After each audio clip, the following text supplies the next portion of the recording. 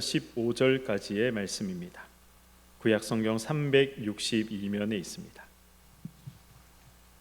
사사기 2장 7절에서 15절까지의 말씀, 구약 성경 362면에 있습니다. 우리 7절부터 우리 15절까지 교독하시겠습니다. 백성이 여호수아가 사는 날 동안과 여호수아가 뒤로 생존한 장로들 곧 여호와께서 이스라엘을 위하여 행하신 모든 큰 일을 본 자들이 사는 날 동안에 여호와를 섬겼더라. 여호와의 중 눈의 아들 여호수아가 110세에 죽음에 우리가 그의 기업의 경내 에브라임 산지 가스산 북쪽 딥낫 헤레스에 장사하였고 그 세대의 사람도 다 그 조상들에게로 돌아갔고 그 후에 일어난 다른 세대는 여호와를 알지 못하며 여호와께서 이스라엘을 위하여 행하신 일도 알지 못하였더라. 이스라엘 자손이 여호와의 목전에 악을 행하여 바알을 섬기며 애굽 땅에서 그들을 인도하여 내신 그들의 조상들의 하나님 여호와를 버리고 다른 신들 곧 그들의 주위에 있는 백성의 신들을 따라 그들에게 절하여 여호와를 진노하게 하였으되 곧 그들이 여호와를 버리고 바알과 아스타롯을 섬겼으므로 여호와께서 이스라엘에게 진노하사 노략하는 자의 손에 넘겨주사 그들이 노략을 당하게 하시며 또 주위에 있는 모든 대적의 손을 팔아 넘기심에 그들이 다시는 대적을 당하지 못하였으며 함께요. 그들이 어디로 가든지 여호와의 손이 그들에게 재앙을 내리시니 곧 여호와께서 말씀하신 것과 같고 여호와께서 그들에게 맹세하신 것과 같아서 그들의 괴로움이 심하였더라. 아멘. 이 불협화음이라는 말이 있습니다. 아마 다들 어떤 의미인지 다들 잘 알고 계시리라 생각을 합니다. 그리고 지금까지 살아오시면서 또 이 불협화음이라는 이런 말들도 한두 번 정도는 다들 사용해 보신 경험이 있으리라 생각을 합니다. 불협화음, 아니 불자의 이 화합할 이 협자, 그리고 화할 화자, 소리 음자, 이렇게 이제 사용을 하더라고요.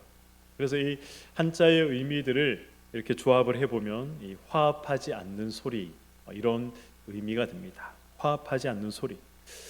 보통 이제 음악에서 많이들 사용하는 단어죠.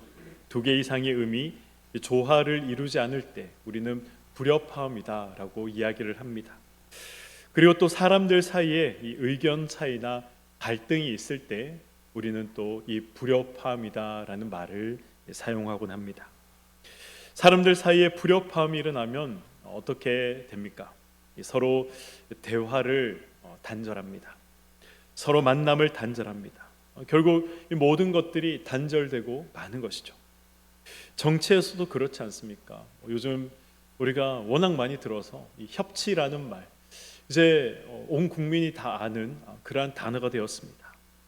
모두가 협치가 중요하다, 모두가 협치를 해야 한다, 그렇게 이야기를 하지만 그러나 여당도 야당도 어느 당 누구를 탓할 것 없이 모두 아름다운 화음을 만들어내지 못합니다. 협치를 이루어가지 못하죠. 다 불협화음을 만들어내고 있는 것이 또 오늘 우리가 살아가는 이 땅의 정치의 모습이 아닐까 생각을 합니다. 그러다 보니 감정의 골만 점점 깊어져서 서로 단절되는 그러한 모습들을 우리는 보고 있습니다. 사사기는 바로 이러한 불협화음과 단절을 보여주는 그러한 성경입니다.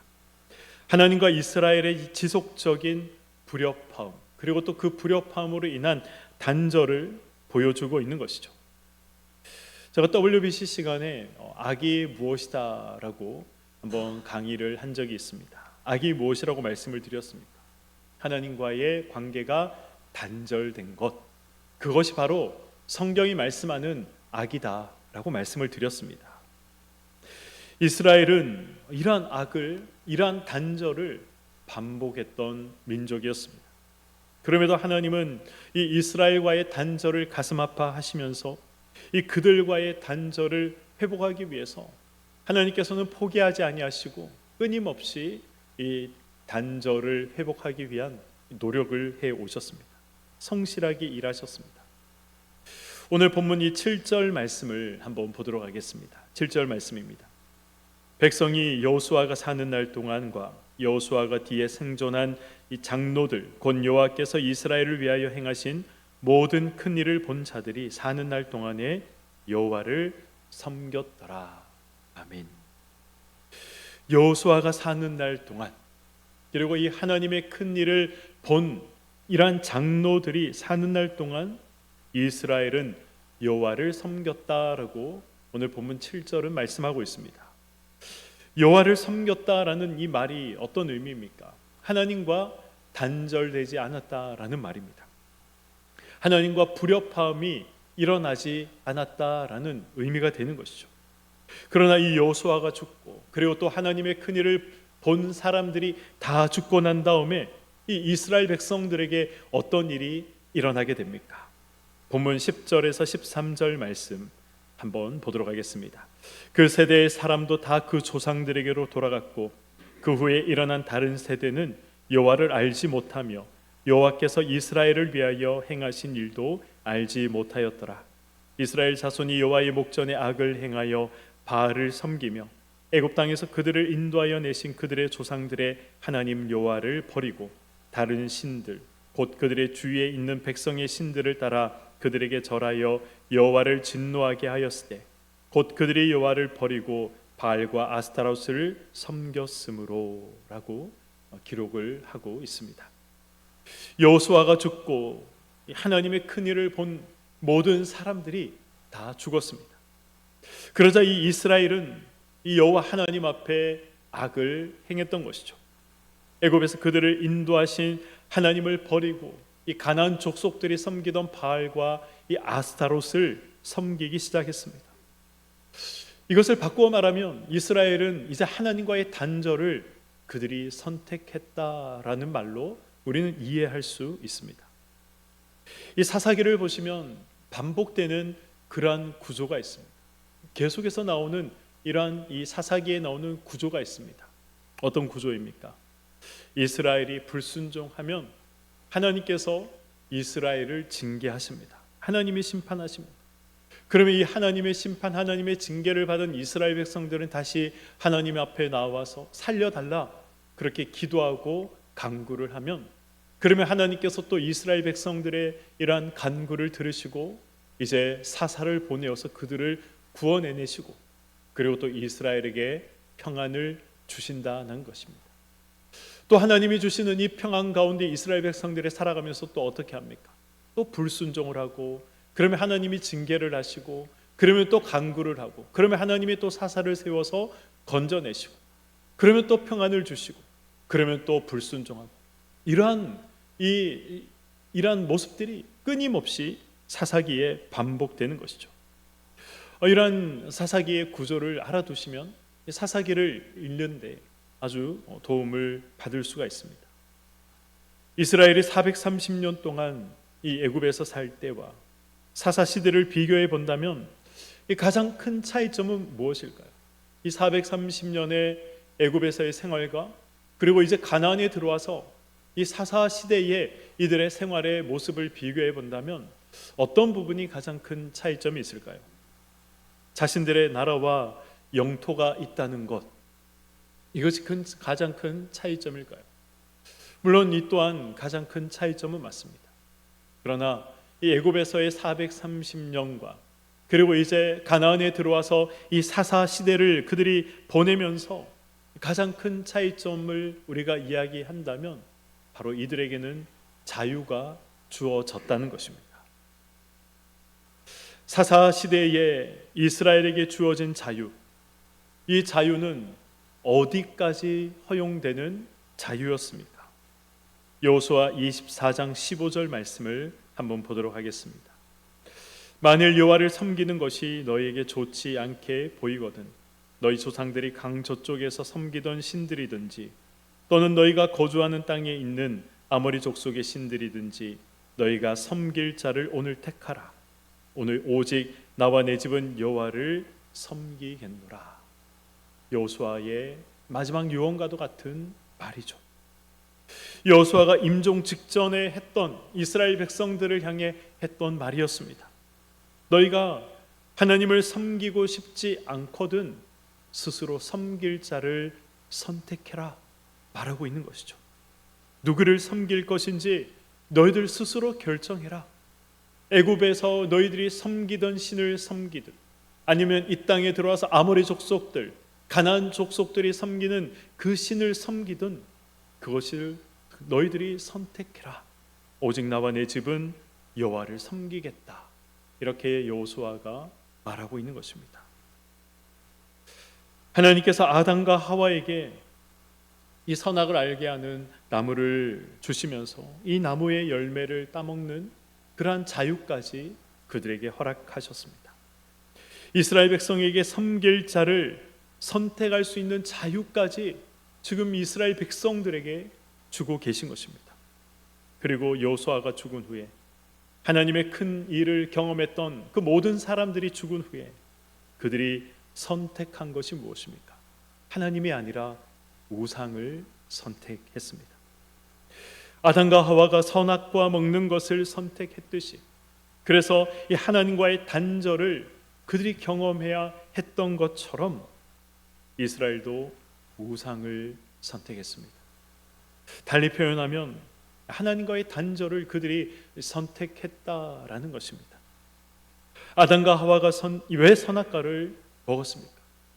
왜 그들이 하나님께서 먹지 말라고 한 그 선악과를 그들이 따먹었습니까? 왜 하나님과의 단절을 그들이 선택했습니까? 하나님처럼 될 수 있다는 뱀의 유혹에 넘어갔기 때문에 그렇습니다. 아담과 하와는 하나님같이 되고 싶었죠. 자기가 주인이 되고 싶은 그러한 마음의 욕심이 찾아 들어왔던 것입니다. 그것이 자신에게 더 큰 기쁨과 더 큰 행복과 더 큰 유익을 가져다 줄 것이다. 아담과 하와가 생각했던 것이죠. 이 이스라엘 백성들도 동일합니다. 왜 하나님이 아니라 왜 그들이 우상을 선택합니까? 왜 가나안 백성들이 섬기고 있었던 이 바알과 아스타롯을 그들이 선택합니까? 제가 호세아 강해를 하면서 말씀드렸듯이 결국 자기 자신을 위해서 선택한 것이죠. 바알과 아스타롯을 섬기면 등 따시고 배부를 수 있을 것이다. 이것이 이스라엘 백성들이 생각했던 내용이었습니다. 더 큰 기쁨과 더 큰 행복과 더 큰 유익을 하나님이 아니라 우상을 섬기면 내가 누릴 수 있을 것이다 생각을 했던 것입니다. 이러한 생각들이 그들을 지배했고 이러한 생각 때문에 하나님과의 단절을 선택하고 우상을 섬기기 시작했던 것입니다. 여호수아가 섬길 자를 택하라 말했습니다. 그리고 이스라엘이 택한 것은 하나님이 아니라 우상이었습니다. 신앙이란, 믿음이란 결국 무엇입니까? 신앙과 믿음이란 하나님을 선택할 것인가 아니면 나를 선택할 것인가? 바로 이것에 이 끊임없는 치열한 싸움이 바로 신앙이고 믿음인 것이죠. 여호수아가 살아있고 하나님의 큰 일을 본 자들이 살아있을 때에만 하나님을 선택하는 것이 아닙니다. 잠깐의 기간이 아니라 끝까지 하나님을 선택하는 것, 끝까지 나를 포기하는 것, 이러한 싸움을 끊임없이 해나가는 것이 바로 신앙생활인 것이죠. 저와 여러분의 정체성은 무엇입니까? 저와 여러분의 정체성은 나를 선택하는 것이 아니라 하나님을 선택하는 것입니다. 그것이 바로 저와 여러분, 신앙을 가지고 있다라고 이야기하는, 믿음을 가지고 있다라고 이야기하는, 하나님께 부름을 받았다라고 이야기하는 저와 여러분들의 정체성인 것이죠. 치열하게 하나님을 선택하며 살아가는 것이 우리의 정체성인 것입니다. 그러나 이 정체성을 버리고 나를 선택할 때 우리가 경험하게 되는 것이 무엇입니까? 그때 우리는 하나님과의 단절을 경험하게 되는 것입니다. 하나님과 단절된 듯하고 하나님과 멀리 있는 듯하다라는 생각을 우리가 가지게 된다면 우리는 먼저 우리의 정체성을 점검해 볼 필요가 있는 것입니다. 나는 지금 하나님의 백성으로 살아가고 있는가? 나는 하나님을 위한 선택을 하며 살아가고 있는가? 아니면 나는 나 자신을 위한 선택을 하며 살아가고 있는가? 우리는 이러한 질문들을 스스로에게 던져볼 필요가 있는 것이고 돌아볼 필요가 있는 것입니다. 섬길 자를 택하라. 섬길 자를 선택하라. 여호수아가 이스라엘 백성들을 향해 했던 이 말은 오늘 우리에게도 동일하게 적용되는 말이고 오늘 우리에게 동일하게 성경이 말씀하고 있는 말씀입니다. 우리도 항상 섬길 자를 선택하며 살아갑니다. 그리고 우리의 정체성은 하나님을 선택하며 살아가는 것입니다. 왜 하나님을 선택해야 합니까? 왜 우리는 우리 자신을 위해서 선택하지 않고 왜 우리는 하나님을 위한 선택을 하며 살아가야 합니까? 그것 외에는 길이 없기 때문에 그렇습니다. 그것 외에는 방법이 없기 때문에 그렇습니다. 그리고 하나님이 우리를 가만두시지 않기 때문에 그렇습니다.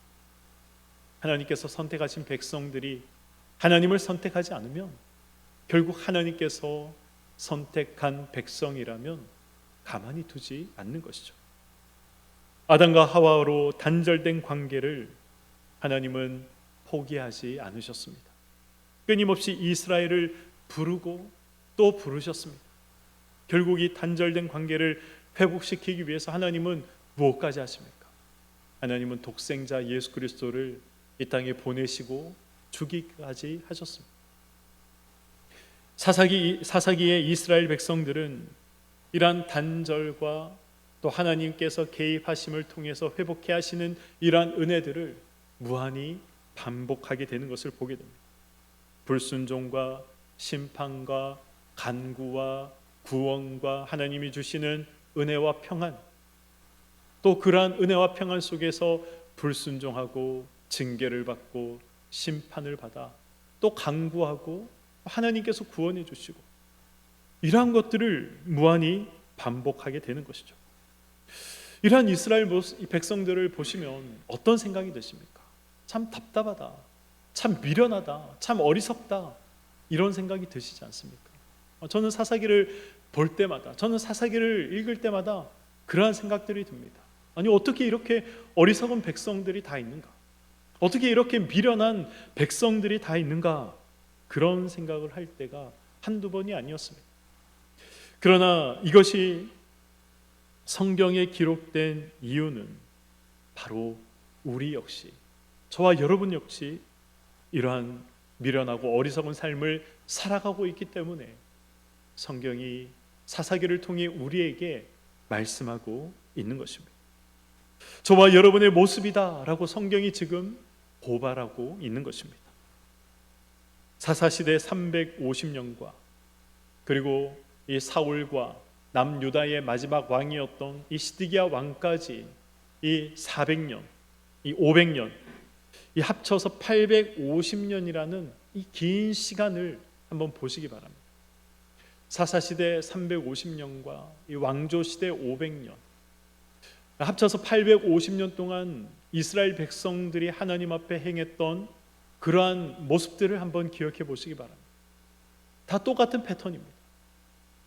그들이 불순종하면 하나님께서 징계를 하시고 살려달라 외치면 하나님이 건져주시고 그래서 또 평안이 찾아오면 살만하면 또 불순종하고 그러면 하나님이 또 징계하시고 또 살려달라 간구하면 하나님이 건져주시고 이러한 행동을 850년 동안 이스라엘 백성들이 이 사사기에서 뿐만 아니라 이 왕조 시대에도 동일한 행동들을 반복을 했다라는 것을 우리는 성경을 통해서 잘 알고 있습니다. 그들은 그래서 남유다도 북이스라엘도 이제 멸망하는 자리까지, 나라가 사라지는 자리까지 가게 된 거죠. 나라 없는 민족이 되었습니다. 성전이 다 파괴되어서 더 이상 하나님 앞에 제사도 드릴 수 없는 그러한 민족이 되었습니다. 하나님 앞에 제사를 드릴 수 없다라는 의미가 구약시대에 어떤 것인지 아십니까? 더 이상 하나님 앞에 죄를 용서받을 수 없는 민족이 되었다는 것입니다. 성전에서 제사를 드려야 죄를 이제 씻을 수 있는 그러한 이 장치들을 하나님께서 제사를 통해 마련해 두셨습니다. 그런데 나라가 빼앗기고 성전이 파괴되었는데 어떻게 하나님 앞에 제물을 드리고 이 죄 용서를 구하겠습니까? 성전이 파괴되었다, 더 이상 제사를 지낼 수 없다라는 이 말의 의미는 이제 하나님께서 이스라엘 백성들을 용서하지 않겠다, 그런 의미로도 해석할 수 있는 것이죠. 그래서 이스라엘 백성들에게는 너무나도 큰 일이었던 것입니다. 이제 더 이상 하나님께서 우리를 용서하지 않는구나, 이제 더 이상 우리의 죄를 하나님 앞에 나아가서 회개할 수 없구나, 그러한 생각들을 하게 되었던 것이죠. 그래서 이제 정신을 차린 것일까? 이 바벨론으로 끌려간 이스라엘 백성들은 바벨론에서는 우상을 섬기지 않았습니다. 당대 최고의 나라였고 최고의 도시였던 그 바벨론의 휘황찬란한 이러한 문화를 보고, 그리고 우상들을 보면서도 그들은 바벨론의 우상을 섬기지 않았습니다. 하나님을 선택한 이스라엘 백성들이 이 바벨론 포로로 끌려가서 그들이 붙잡았던 것이 무엇입니까? 그들이 붙잡았던 것은 율법이었습니다. 더 이상 성전에서 제사를 지낼 수 없었던 그들이 하나님 앞에 구원받기 위해서, 자신의 정체성을 유지하기 위해서 그들이 붙잡았던 것이 바로 율법이었던 것이죠.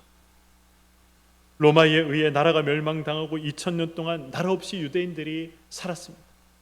그들이 유대인이라는 이 정체성을 유지했던 방법이 무엇입니까? 율법을 철저하게 지키는 것이었습니다. 그리고 그것이 지금까지 율법을 지키는 것, 율법을 철저히 지키는 것, 그것이 지금까지 이 유대인들의 자랑으로 내려오고 있는 것이죠. 율법이 인도하는 곳이 어디입니까? 율법이 결국 우리에게 말하는 것이 무엇입니까? 우리의 한계를 아는 자리까지 인도하는 것이죠. 결국 우리는 죄를 우리의 힘으로 용서받을 수 없다, 결국 우리는 멸망당할 수밖에 없는 그러한 존재들이다라는 이것을 깨닫도록 하는 것이 율법의 역할입니다. 그래서 나의 힘으로 율법을 온전히 지킬 수 없구나라는 고백을 하게 되는 것입니다. 구원받을 자격이나 조건이 나에게 있지 않다라는 사실을 알게 되는 것입니다. 결국 율법이 우리를 인도하는 자리, 결국 율법이 우리를 인도하는 곳은 예수 그리스도께로 인도하는 것이죠. 이스라엘이 하나님과의 단절을 선택하고 이 우상을 섬긴 이유와 이스라엘이 예수 그리스도를 십자가에 못 박아 죽인 것은 사실 일맥상통하는 내용입니다.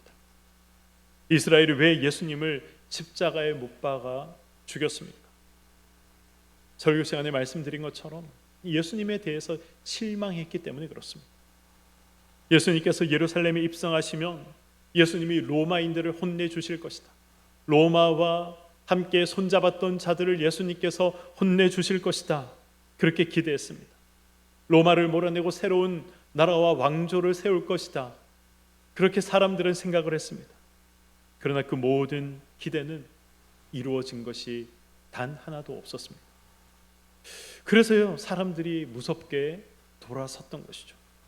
차라리 살인자요 강도인 바나바를 놓아 주십시오 라고 이야기할 정도로 예수님께 실망했던 것입니다.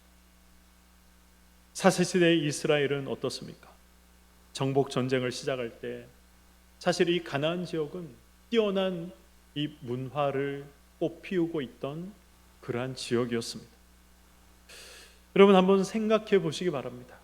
가나안은 이 유럽과 그리고 메소포타미아 문명을 잇는 그러한 중간 가교 역할을 하던 지역이었습니다.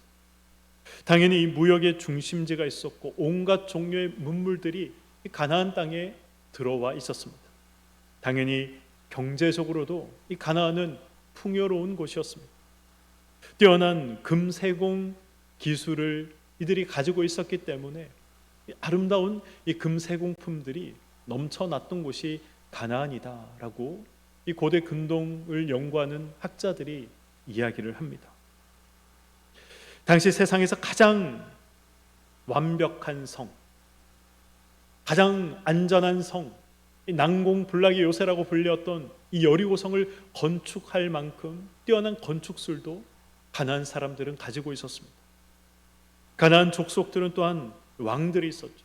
왕이 있었다는 것은 무엇을 의미합니까?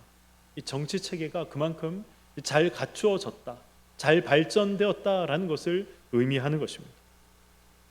이스라엘이 정복 전쟁을 하면서 무엇을 받겠습니까?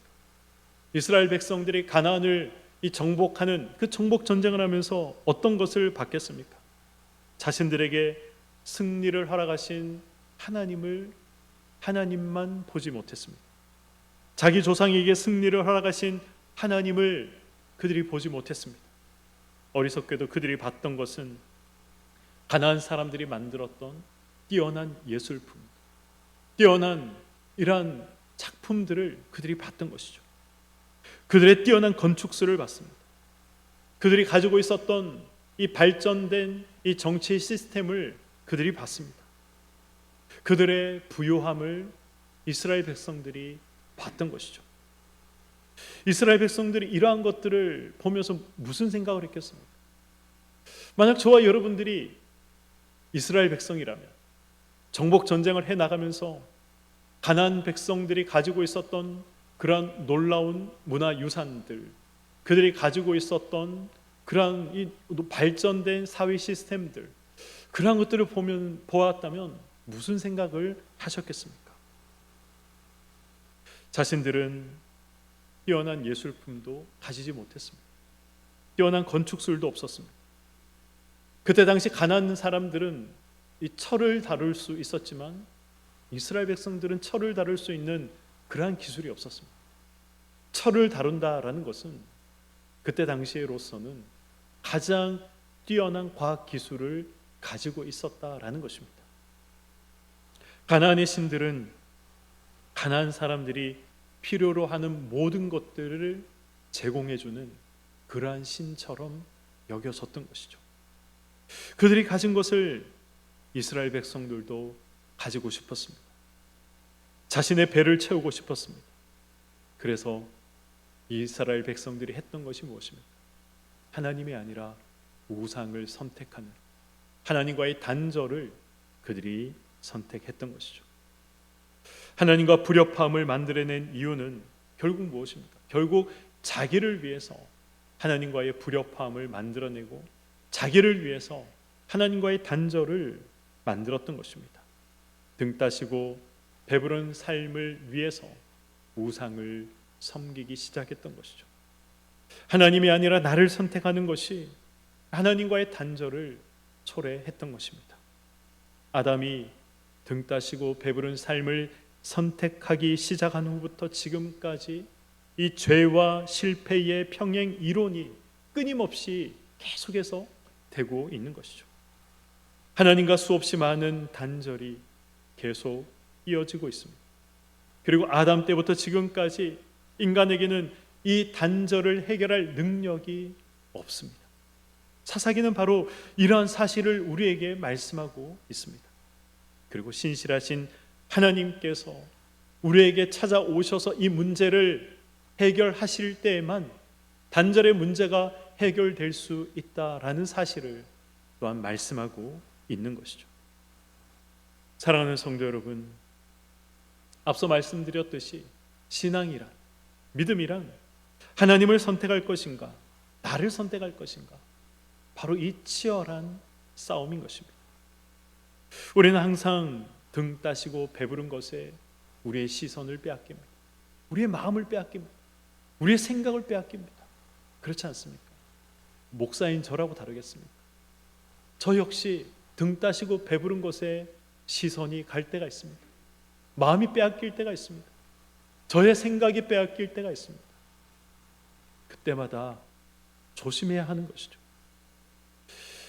이러한 것에 우리의 시선을 빼앗기고 우리의 마음을 빼앗기면 하나님과의 불협화음을 만들어내는 것입니다. 단절을 만들어내는 것입니다. 마음을 빼앗기면 하나님이 보이지 않습니다. 마음을 빼앗기면 더 이상 우리의 마음속에 하나님이 존재할 수 없습니다. 그래서 이 잠언 기자는 이렇게 말합니다. 우리 잠언 4장 23절의 말씀, 우리 다 함께 한 목소리로 읽도록 하겠습니다. 시작. 모든 지킬 만한 것 중에 더욱 내 마음을 지키라. 생명의 근원이 이에서 남이니라. 아멘. 하나님을 선택할 것인가, 나를 선택할 것인가? 이 치열한 싸움에서 마음과 생각을 지켜 승리하시기를 소망합니다. 단절이 아니라 불협화음이 아니라 항상 하나님 편에서 생명의 선택을 해 나가시는, 그래서 하나님과 함께하는 이 세상이 줄 수 없는 그러한 기쁨, 세상이 줄 수 없는 놀라운 은혜들을 항상 체험하시고 경험하시는 저와 여러분의 삶이 되시기를 주님의 이름으로 간절히 축원드립니다. 아멘. 기도.